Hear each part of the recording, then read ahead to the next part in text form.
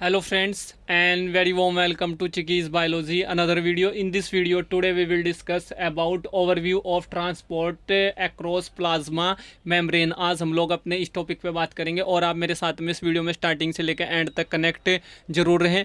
और अगर आप चिकीज़ बायोलॉजी चैनल पे नए हैं तो चैनल को सब्सक्राइब करने के बाद में बेल आइकन के बटन को वहाँ पे प्रेस जरूर कर दे, तभी आपको आने वाली वीडियोज़ के नोटिफिकेशन टाइम टू टाइम मिलते रहेंगे। तो फ्रेंड्स, जो ट्रांसपोर्ट ऑफ मॉलिक्यूल है इसको हम लोगों ने दो जगह पे यहाँ पे फर्दर क्लासीफाई किया है। एक है माइक्रोमोलिक्यूल और आयंस का ट्रांसपोर्ट, दूसरा है मैक्रोमोलिक्यूल का ट्रांसपोर्ट। तो फ्रेंड्स, जो माइक्रोमोलिक्यूल है इनको हम लोग सूक्ष्म मॉलिक्यूल बोलते हैं और जो मैक्रोमोलिक्यूल है इसको हम लोग बड़े मॉलिक्यूल बोलते हैं। तो फ्रेंड्स, जो माइक्रोमोलिक्यूल और आयंस का ट्रांसपोर्ट है ये दो तरह से होता है। एक होता है पैसिव ट्रांसपोर्ट, दूसरा होता है एक्टिव ट्रांसपोर्ट। तो जो पैसिव ट्रांसपोर्ट है ये एनर्जी इंडिपेंडेंट होता है और डाउन टू ग्रेडियंट होता है। और इसमें दो तरह के ग्रेडियंट यहाँ पे होते हैं, एक इलेक्ट्रिकल दूसरा केमिकल। यहाँ पे एनर्जी की कोई रिक्वायरमेंट नहीं होती। और फ्रेंड्स, जो पैसिव ट्रांसपोर्ट है ये दो तरह के मैकेनिज्म के साथ में डील करता है। एक होता है सिंपल डिफ्यूजन, दूसरा होता है फैसिलिटेटेड डिफ्यूजन। तो जो सिंपल डिफ्यूजन है इसके साथ में जो इंपॉर्टेंट पॉइंट्स हैं वो ये हैं: no transport proteins are required, molecule simply diffuse the lipid bilayer. और फ्रेंड्स, जो एग्जाम्पल हैं नॉन पोलर गैसेज इस सिंपल डिफ्यूज़न के थ्रू यहाँ पे ट्रांसपोर्ट होती हैं। और हाइड्रोफोबिक मॉलिक्यूल्स होते हैं, वाटर और ऑस्मोसिस आप यहाँ पे इसके एग्जाम्पल मान सकते हैं। उसके बाद फैसिलिटेटेड डिफ्यूज़न में ट्रांसपोर्ट प्रोटीन्स लाइक जैसे कि चैनल, कैरियर, आयनोफोर आर रिक्वायर्ड। और ये ट्रांसपोर्ट प्रोटीन्स के एग्जाम्पल हैं जैसे कि चैनल, कैरियर और आयनोफोर, इनके थ्रू ट्रांसपोर्ट होता है फैसिलिटेटेड डिफ्यूज़न में मॉलिक्यूल्स का। अब बात कर लेते हैं एक्टिव ट्रांसपोर्ट की। एक्टिव ट्रांसपोर्ट माइक्रोमोलिक्यूल और आयंस के लिए ही रिस्पॉन्सिबल होता है जैसे कि पैसिव ट्रांसपोर्ट। बट यहाँ पे क्या डिफरेंस होता है? यहाँ पे डिफरेंस ये होता है कि जो एक्टिव ट्रांसपोर्ट है इसको एक्टिव इसलिए बोला जाता है क्योंकि यहाँ पे एनर्जी डिपेंडेंट ये होता है, यहाँ पे एनर्जी की रिक्वायरमेंट होती है। और एनर्जी जो यहाँ पे यूज़ होती है वो एटीपी की फॉर्म में होती है और लाइट की फॉर्म में होती है। और ये अगेंस्ट टू ग्रेडियंट अपना काम करता है, जैसे कि इलेक्ट्रिकल और केमिकल ग्रेडियंट के अगेंस्ट ये अपना काम करता है। और फ्रेंड्स, जो एक्टिव ट्रांसपोर्ट है इसको दो जगह पे यहाँ पे फर्दर कैटेगराइज किया है, एक प्राइमरी एक्टिव ट्रांसपोर्ट, दूसरा सेकेंडरी एक्टिव ट्रांसपोर्ट। तो जो प्राइमरी एक्टिव ट्रांसपोर्ट है ये एनर्जी डायरेक्टली यूटिलाइज करता है जब अपना काम करता है या जब ट्रांसपोर्ट करता है मॉलिक्यूल्स का।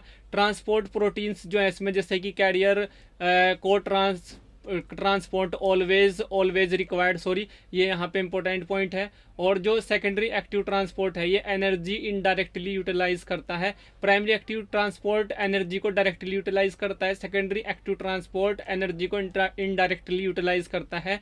और फ्रेंड्स, ट्रांसपोर्ट प्रोटीन्स जैसे कि कैरियर को ट्रांसपोर्ट ऑलवेज रिक्वायर्ड, ये यहाँ पे इंपॉर्टेंट पॉइंट है। अब बात कर लेते हैं मैक्रो मॉलिक्यूल के ट्रांसपोर्ट की। तो ये फ्रेंड्स दो तरह से होता है, एक एक्सोसाइटोसिस के थ्रू जो रिलीज एक तरह से मैकेनिज्म है और दूसरा एंडोसाइटोसिस के थ्रू जो एक अपटेक मैकेनिज्म है। तो फ्रेंड्स, जो एंडोसाइटोसिस है, एंडोसाइटोसिस को यहाँ पे दो जगह पे हमने फर्दर क्लासीफाई किया है, एक फैगोसाइटोसिस, दूसरा पिनोसाइटोसिस।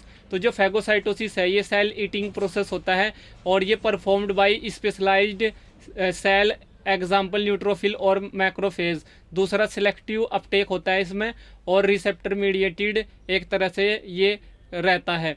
दूसरा जो यहाँ पे पॉइंट है वो है सॉलिड मटेरियल जैसे कि बैक्टीरिया, इसमें जो है अपटेक होता है। और फ्रेंड्स, यहाँ पे जो पिनोसाइटोसिस है, पिनोसाइटोसिस सेल ड्रिंकिंग प्रोसेस होता है। और फ्रेंड्स, ये performed by all cell in animals, ये सभी सेल्स के द्वारा परफॉर्म होता है जो एनिमल्स में पाई जाती है। सिलेक्टिव और नॉन सिलेक्टिव अपटेक होता है इसमें, और रिसेप्टर और नॉन रिसेप्टर मीडिएटेड होता है। और लिक्विड मटेरियल अपटेक होता है लाइक जैसे कि फॉर एग्जांपल एलडीएल और Fe2+। तो फ्रेंड्स, ये एक तरह से ओवरव्यू है ट्रांसपोर्ट का अक्रॉस प्लाज्मा मेम्ब्रेन। और फ्रेंड्स, अगर आप लोग ये पूरा चैप्टर पढ़ेंगे तब आपको इतना नॉलेज गेन होगा। बट फ्रेंड्स, मैं आप लोगों के लिए सिंपल लेक्चर्स लेके इसलिए आ रहा हूँ, ये वीडियोस लेके इसलिए आ रहा हूँ जिससे कि फ्रेंड्स आपको विद इन 5 to 6 मिनट पूरे के पूरे चैप्टर का रिवीजन या कंक्लूजन वहाँ पे पता चल जाए इन सभी ओवरव्यू वीडियोस के थ्रू। और फ्रेंड्स, ये जो ओवरव्यूज़ हैं इनसे आप अगर वहाँ पे स्टडी करेंगे तो आपके माइंड में लाइफ टाइम के लिए ये सभी जो टॉपिक्स हैं वो वहाँ पे हमेशा हमेशा के लिए रहेंगे। और फ्रेंड्स आप इनको कभी भी नहीं भूल पाओगे, और फ्रेंड्स हमेशा ही आपकी मेमोरी में ये स्टोर हो जाएंगे।